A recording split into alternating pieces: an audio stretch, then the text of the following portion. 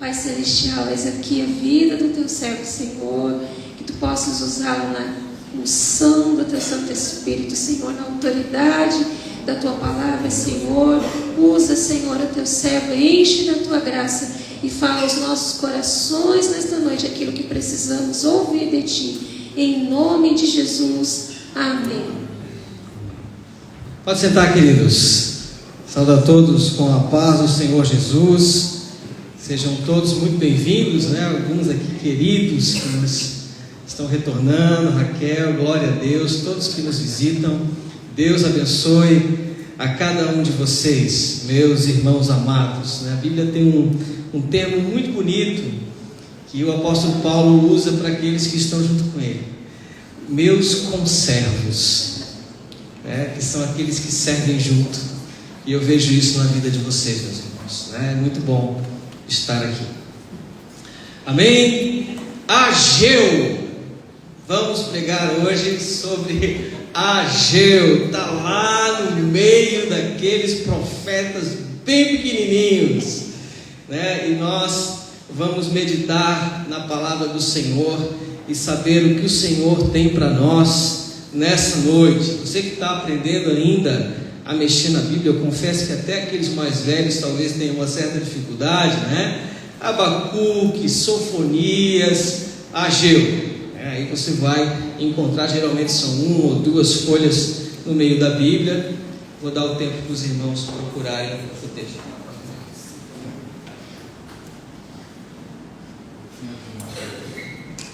Só para contextualizar aqui um pouco, né, do profeta, e entender onde nós estamos, nós precisamos compreender o reino de Judá. O reino de Judá é um reino que foi abençoado, o reino do sul, o reino de Israel como todo foi dividido no norte e sul. O reino de Judá permaneceu até Jeremias, que foi o profeta chorão. Jeremias profetizou contra o reino de Judá. E Jeremias disse: olha, a Babilônia vai vir a esse local e vai destruir a cidade e levar cativo os seus moradores e os utensílios da arca do Senhor. O templo de Deus, o local onde Deus habita, que Deus prometeu que ali ele estaria, seria destruído por uma nação estrangeira chamada Babilônia, né? Em específico pelo seu rei chamado Nabucodonosor.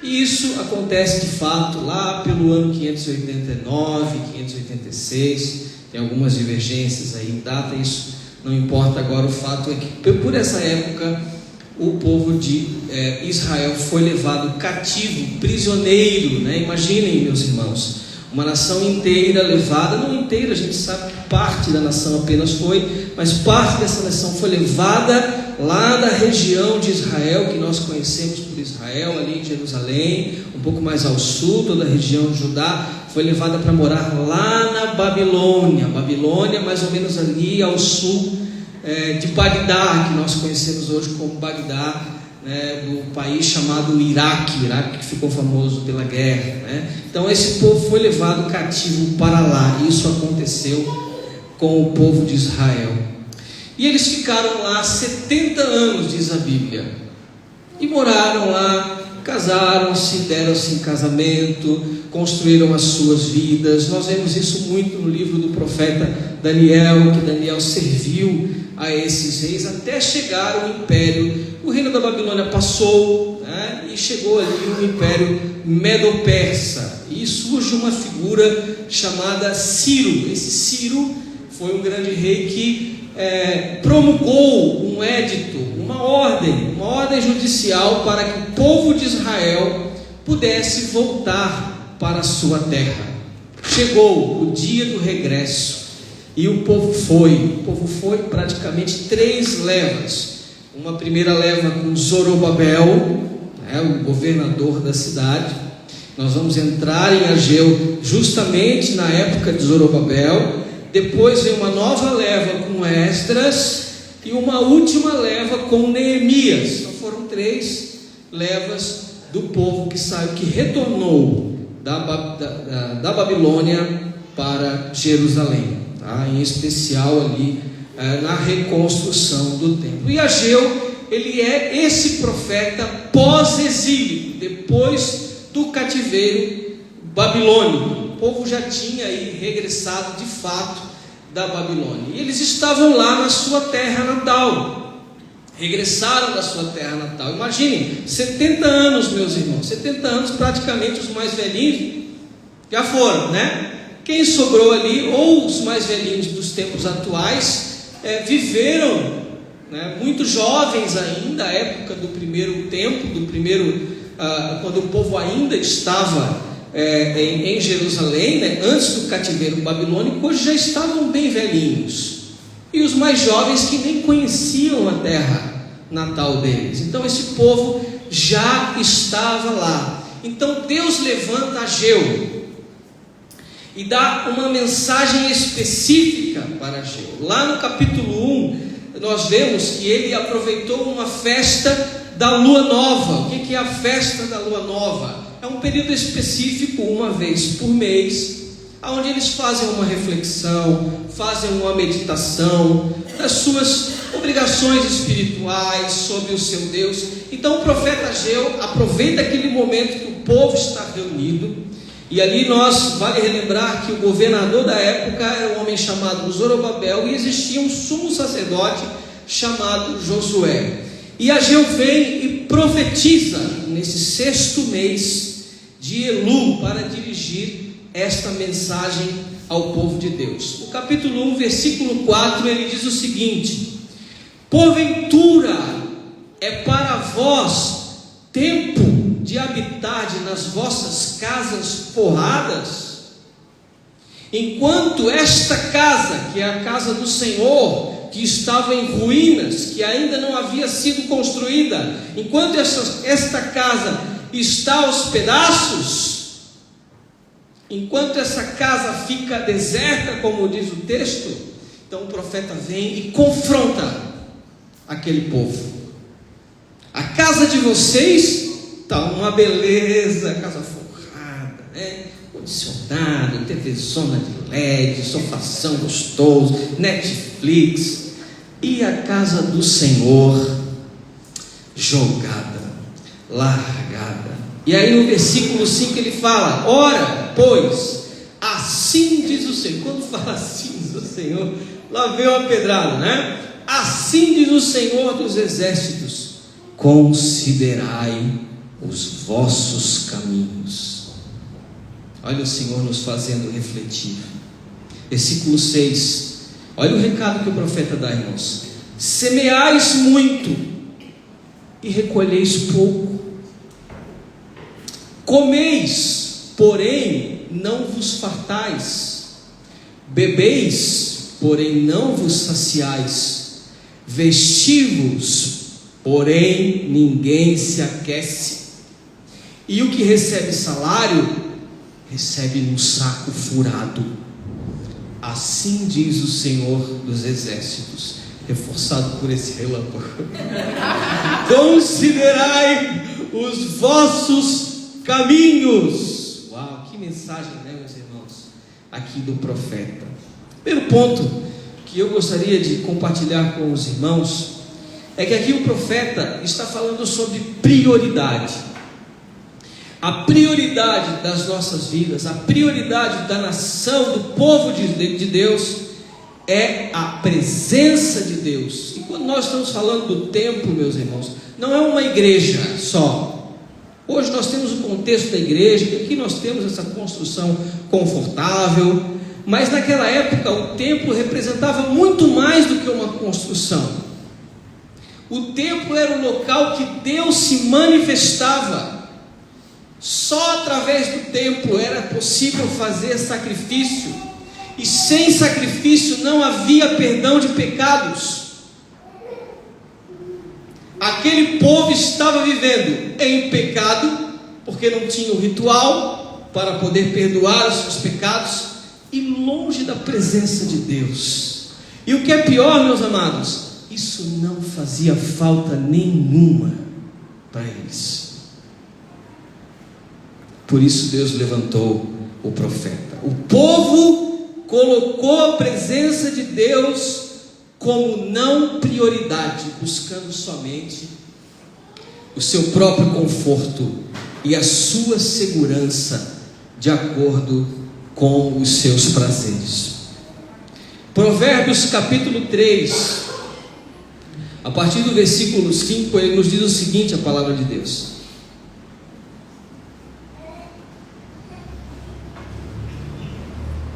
confie no Senhor de todo o seu coração e não se apoie em seu próprio entendimento. Reconheça o Senhor em todos os seus caminhos e Ele endireitará as suas veredas. O Senhor Jesus, em Mateus 6, versículo 33, nos fala: busquem, pois, em primeiro lugar o reino de Deus e a sua justiça, e todas essas coisas vos serão acrescentadas. A Bíblia nos ensina, meus amados, que Deus deve ocupar o primeiro lugar no nosso coração. E quando nós não fazemos isso, nós pecamos, nós nos afastamos dele e saímos da sua presença. Achamos que está tudo bem, mas quanto mais buscamos os nossos interesses individuais, mais parece que estamos insatisfeitos, não é verdade? Mateus capítulo 16, a partir do versículo 24, Jesus nos alerta, meus irmãos. Disse Jesus aos seus discípulos: se alguém quiser vir após mim, renuncie-se a si mesmo, tome sobre si a sua cruz, siga-me. Porque aquele que quiser salvar a sua vida, perdê-la-á, e quem perder a sua vida por amor de mim, achá-la-á. Pois que proveita o homem ganhar o mundo inteiro, se perder a sua alma? Ou que dará o homem recompensa da sua alma? Porque o Filho do Homem virá na glória de seu Pai com seus anjos, e então dará a cada um segundo as suas obras. Aquela nação estava longe de Deus, aquela nação estava perdida, e por isso Deus levantou o profeta. Sem a casa de Deus, que significa, meus irmãos, nos dias de hoje, não é o templo, não é a igreja, tá? A presença de Deus, que significava o templo, hoje é o Espírito Santo nas nossas vidas. E sem a casa de Deus na nossa vida, uma vida através do Espírito Santo, estaremos secos e vivendo sem propósito. Ageu capítulo 1, ali no versículo 8, ele continua a profetizar, e ele diz o seguinte: subi ao monte. Olha que interessante a profecia, irmãos. Trazei madeira, edificai a casa, e dela me agradarei, e serei glorificado, diz o Senhor. Ou seja, invista, coloque os teus recursos, e eu não estou falando de dinheiro. Coloque o teu entendimento, coloque o teu coração na casa do Senhor, e dela me agradarei, e serei glorificado, diz o Senhor. Esperastes o muito, mas eis que veio a ser pouco, e esse pouco, quando trouxestes para casa, eu dissipei como um sopro. Por quê? Disse o Senhor dos exércitos: por causa da minha casa que está deserta. Enquanto cada um de vós corre para a sua própria casa, por isso retém o céu sobre vós o orvalho, e a terra detém os seus frutos. Não tem bênção. Sem Deus a nossa vida não é abençoada. Todos os nossos esforços, todos os nossos sacrifícios, todo o nosso empenho não vale nada. É isso que o Senhor está falando. Amém? Amém. Se você se sente vazio, meu irmão,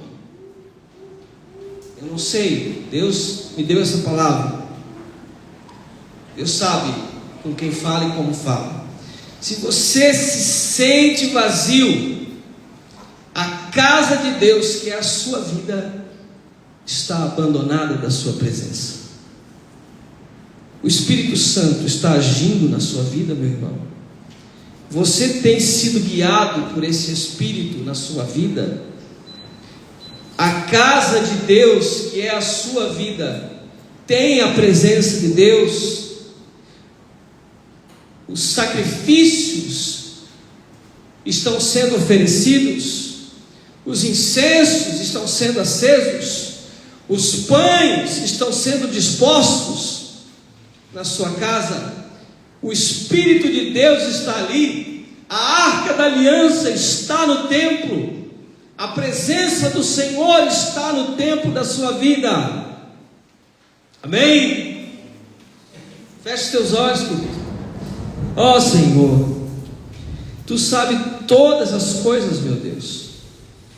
E essa palavra é para mim, Senhor, para eu vigiar e cuidar desta casa espiritual, para que o Senhor esteja na minha vida, que o Espírito Santo esteja na minha vida, que o Espírito Santo esteja na vida do meu irmão, e que possamos ser casa de Deus, edifício construído por Deus, para sermos, Senhor, abençoados na Tua presença, em nome de Jesus.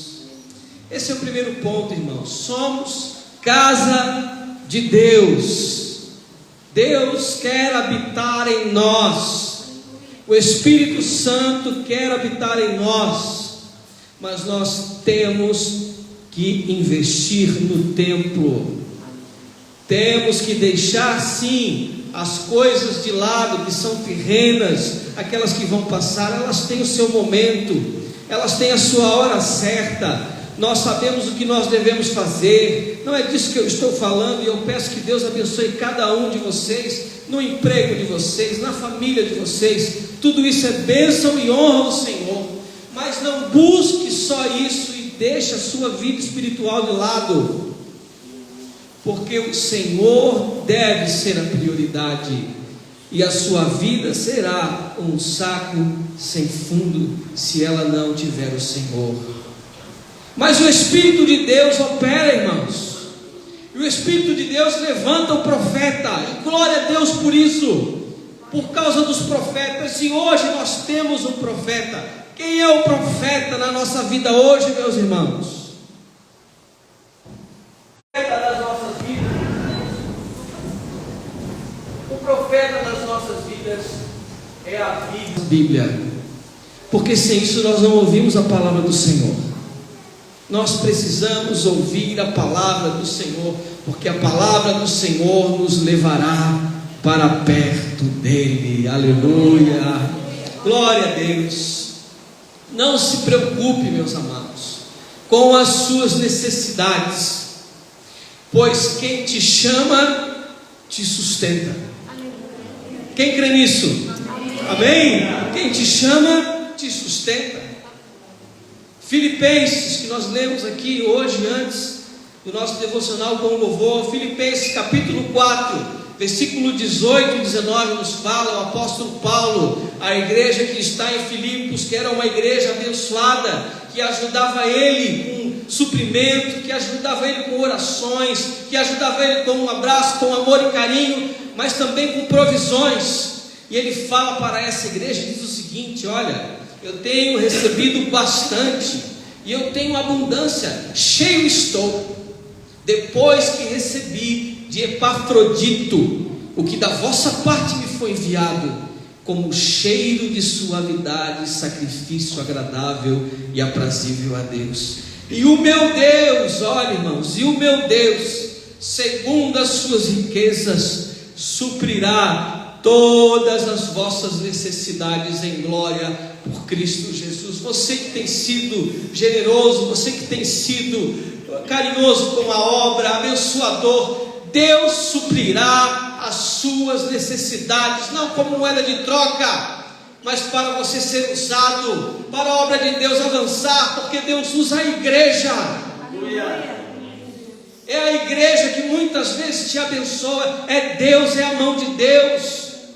Se você está sendo abençoado pela igreja, você está sendo abençoado pelos irmãos, e sendo assim abençoado pelo Senhor. Entenda a provisão do Senhor na sua vida. Deus te abençoa. E aqui o servo de Deus, o pastor, o apóstolo Paulo fala, e ele abençoa o povo, e ele olha para Filipos, para o povo que estava lá, e diz e ora ao mesmo tempo e fala: Deus suprirá todas as vossas necessidades em glória.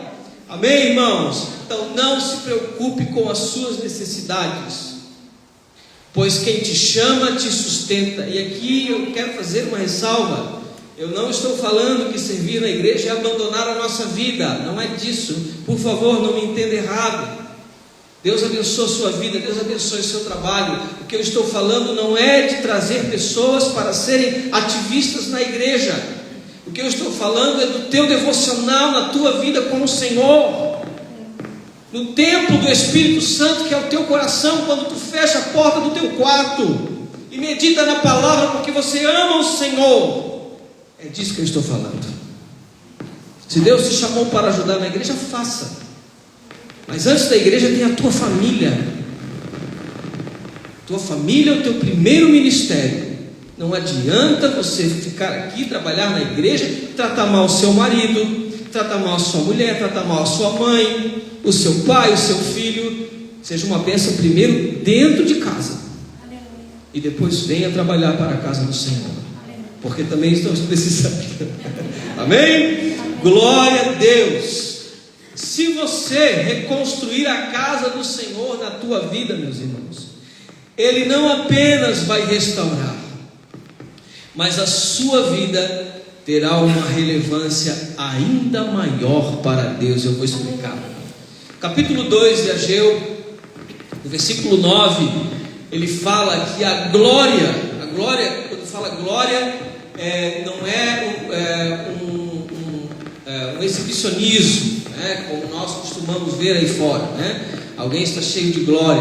Quando a gente fala glória, é a glória remetida a Deus. A glória desta última casa será maior do que a primeira. A primeira era linda, irmãos. A primeira construída por Salomão foi maravilhosa. Uma igreja, um templo muito bonito, com o melhor que se tinha. Davi preparou tudo, deixou na mão de Salomão. Deus abençoou Salomão de tal maneira que ele fez tudo do bom e do melhor. E quando aquele templo foi destruído e o povo não volta tão rico quanto era antes. E eles reconstroem aquele templo. E a Bíblia fala que a glória desta última casa, olha só o que ela diz, será maior do que a primeira, diz o Senhor dos exércitos. E neste lugar darei paz, diz o Senhor. O que o Senhor estava dizendo não era da beleza do local, que certamente era inferior em relação aos materiais, ao método de construção. Deus está falando que a glória dele seria maior na segunda do que na primeira. Porque na primeira o povo pecou, na primeira o povo profanou o templo, na primeira o povo abandonou o Senhor, se esqueceu do Senhor. E na segunda não.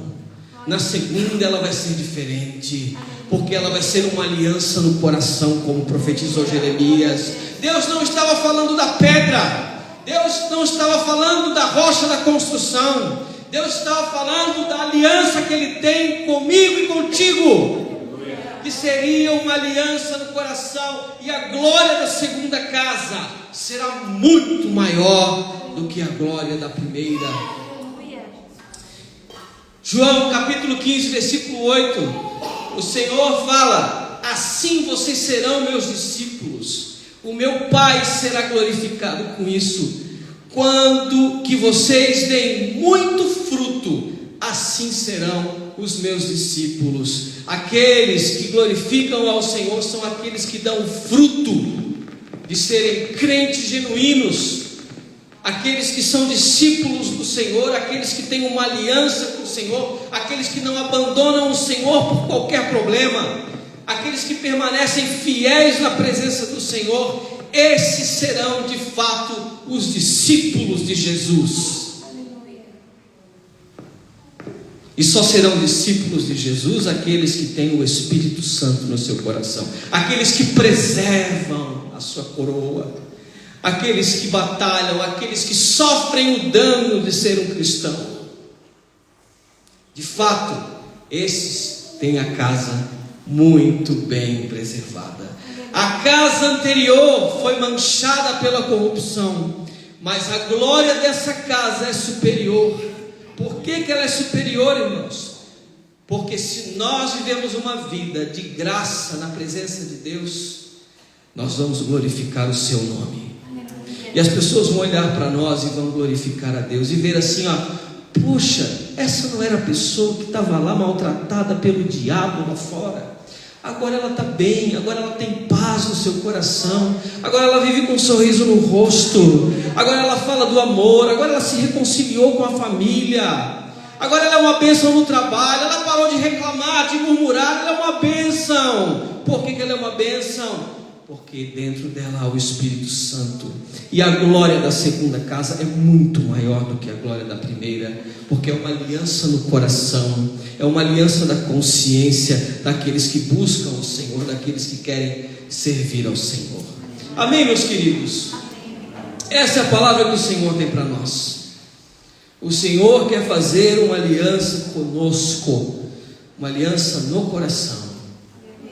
Deus não habita em templos feitos por mãos humanas. Deus habita naquele coração quebrantado. A Bíblia fala que Ele não rejeita o coração quebrantado e contrito. Feche os teus olhos, coloque de pé. Talvez você tenha deixado a sua casa bagunçada. Essa é a verdade, irmãos. Sem a presença de Deus, sem a graça de Deus, achando que as coisas lá de fora eu ia suprir. Eu não sei, eu não conheço a tua vida, os detalhes, mas o Senhor conhece. E essa palavra veio aos nossos corações para que o Senhor entre na sua vida, mas não como você pensa, como Ele quer. O Senhor quer entrar na sua vida para ser o seu Deus, para resgatar aqueles sonhos que se perderam, para trazer um sorriso no rosto, para restaurar o seu lar e a sua casa. Ó Senhor, nos ajuda, que o Teu Espírito Santo, Senhor, nos convença, que a graça do Senhor nos convença, porque o Senhor quer restaurar nessa noite. O Senhor quer restaurar os corações inquietos, os corações atribulados, os corações preocupados. O Senhor quer restaurar. Buscar em primeiro lugar o reino de Deus. Não é fácil fazer isso, porque as preocupações da vida estão aí. Mas o Senhor nos desafia: busque-me em primeiro lugar na tua vida. Busque-me em primeiro lugar na tua vida, e eu vou encher a tua casa. E a glória do Senhor será tão grande na tua casa, que vai abençoar a tua casa inteira, a tua família inteira. É isso que o Senhor quer fazer, meus amados. É isso que o Senhor quer fazer na minha e na tua vida.